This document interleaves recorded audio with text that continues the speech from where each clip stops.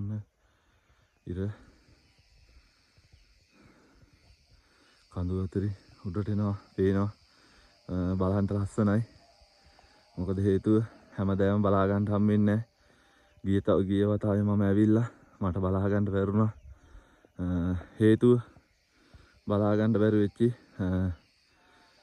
ඔන්න ටික ටික කඳු අතරේ හිරු දෙයියෝ ඔන්න අපි ලං කරලාම පෙන්නන්න. දැන් අපි ඉන්නේ ලකේ ගල පාමුල ඉර මුදුන් වෙන දිහා බලන්න තමයි ඉන්නේ. ඔන්න ඉර වෙවුලනවා මම දුවගෙන ආපු හින්දා.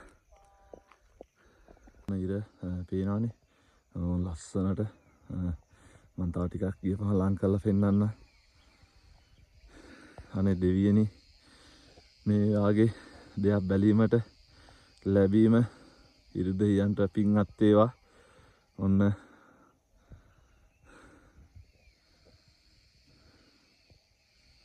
මුදුන් වෙනවා පේනවනේ. ඒක ඇහැට දැනෙනවා. ඔන්න ඉර මුදුන් වුණා පේනවනේ ලස්සන.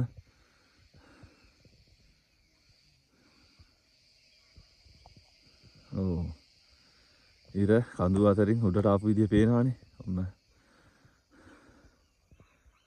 බලාගෙන ඉන්නකො තව ටිකක් ආස හිතෙනවා. මොකද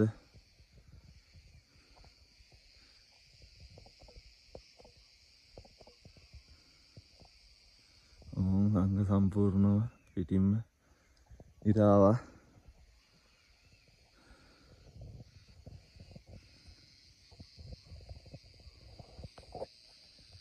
කඳු අතරින් තමයි එදිහා බලන්න බෑ. රතු පාට ජිල් බෝලයක් වගේ